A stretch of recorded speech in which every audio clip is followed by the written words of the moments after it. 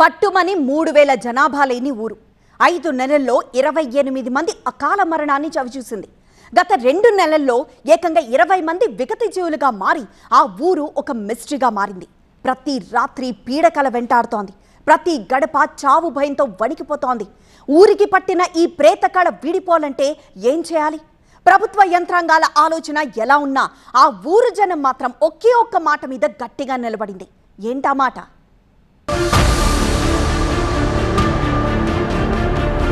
రోగాలకు అందుబాటులేదు, ఇదేంది ఏమైందని డాక్టర్లు నర్సులు వచ్చారు, పరీక్షలు చేశారు. దానివల్ల ఏం కాదు, అమ్మవారు వచ్చి నాకు చేసుకోండి అని చెప్పింది. బ్యాక్ టు బేసిక్స్ అంటోంది గుంటూరు జిల్లా తురకపాలెం.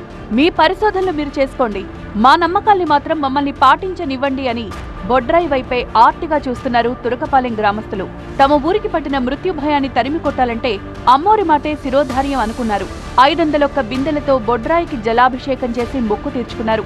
తురకపాలెంలో బొడ్రాయికి ప్రత్యేకంగా జలాభిషేకం చేస్తా ఉన్నారు. ప్రస్తుతం మనం విజువల్స్ లో కూడా చూడవచ్చు. అంటే గత సోమవారం అభిషేకాలు చేసిన తర్వాత 108 బిందెలతో కూడా ఇక్కడ స్థానికులంతా కూడా బొడ్రాయికి నీళ్లు పోయడం జరిగింది. అయితే అలా కాకుండా మొత్తం గ్రామం మొత్తం కూడా వివిధ వర్గాలకు సంబంధించిన వాళ్ళు అందరూ కూడా వచ్చి బొడ్రాయికి ప్రత్యేకంగా జలాభిషేకం చేయాలని చెప్పేసి అమ్మవారు వాకు వినిపించడంతోనే చాలా పెద్ద ఎత్తున మహిళలంతా కూడా బొడ్రాయి వద్దకు వచ్చి ఈ రోజు శుక్రవారం కావడంతో ఈ బొడ్రాయికి కూడా నీళ్లు పోస్తా ఉన్నారు.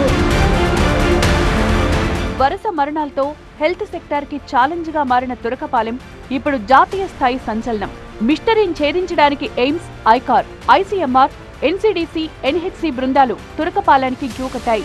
AP medical council, Indian medical association కూడా తురకపాలెంలోనే క్యాంపేశాయి. కొన్నాళ్లు ప్రమాదకరమైన ఇన్ఫెక్షన్ మెలియాయిడోసిసే కారణమన్నారు. ఆ తర్వాత ఒక ఆర్ఎంపీ చేసిన మోటు వైద్యం వికటించడమే కారణమనుకుని అతగాడి క్లినిక్ కు తాళమేశారు. అటు ఊరు మొత్తాన్ని డయాగ్నైజ్ చేసి హెల్త్ ప్రొఫైల్ రెడీ చేస్తోంది ఆరోగ్య శాఖ.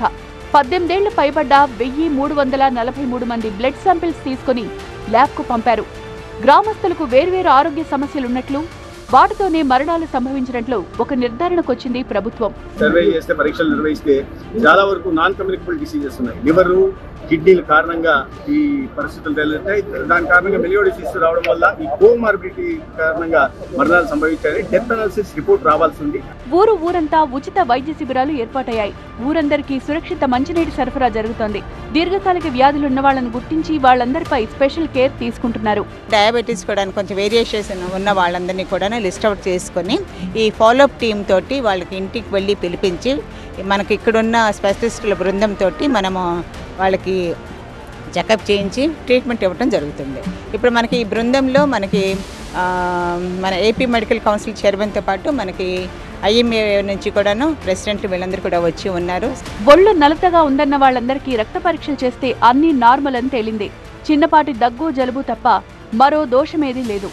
ఊరికి ధైర్యం చెప్పడానికి వచ్చి అక్కడే పల్లె నిద్ర చేసిన ఎమ్మెల్యే కూడా మారిన వాతావరణాన్ని, లైఫ్ స్టైల్ని, వ్యాపించిన బ్యాక్టీరియాని కారణంగా చూపారు.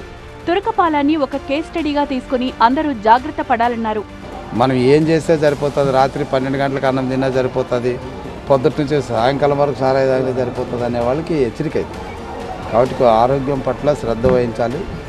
తర్వాత ఇక్కడ మనకు తేలింది ఏంటంటే వాటర్ కంటామినేటెడ్ అన్నారు. వాటర్ కంటామినేటెడ్ లేదని తేల్చారు. శానిటేషన్ కొంత ఉంది, ఆ శానిటేషన్ కూడా పూర్తి స్థాయిలో తొలగించడం జరుగుతుంది.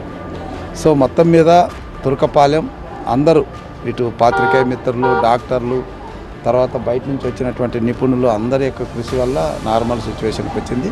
శాస్త్రీయంగా ఎవరెంత చేసినా క్లారిటీ కంటే కన్ఫ్యూజన్లే పెరుగుతున్నాయి. అందుకే తురకపాలాన్ని చావు భయం వెంటాడుతూనే ఉంది. వరుస మిస్టరీ మరణాలతో ఏర్పడ్డ ప్రేత కళ తొలగిపోవాలంటే ఏదో చేయాలి. అదే చేస్తున్నాం. ఊరి సెంటిమెంట్ అయిన బొడ్రాయి వైపు చూస్తున్నామంటోంది తురకపాలెం జనం. గత 15 రోజుల నుంచి ఇబ్బందులు పడుతున్నారు సార్. ఇబ్బందులు పడుతుంటే దేనివల్ల అంటే రోగాలకు అందుబాటులేదు, ఇదేంది ఏమైందని డాక్టర్లు నర్సులు వచ్చారు, పరీక్షలు చేశారు. దానివల్ల ఏం కాదు, అమ్మవారు వచ్చి నాకు చేసుకోండి అని చెప్పింది. సరేనని చెప్పి ఊరు మొత్తం కూడా ఒక మాట మీద ఉండి చేసుకుంటామని చెప్పాము. వడ్డీ కాలనీలోకి శివయ్య ఆపేటోళ్ళని, వడ్డీ కాలనీకి శివయ్య ఒక గుమ్మంలో ఉండి రానికుండా ఆపేట శక్తుల్ని మేము చేయాలనుకో పోలేరం తల్లి ఎక్కడి నుంచో వచ్చి ఇటు జరుగుతుంది మీ ఊర్లో అని చెప్పింది.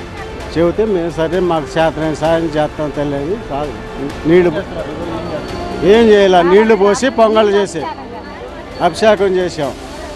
శాంతి పడింది తల్లి.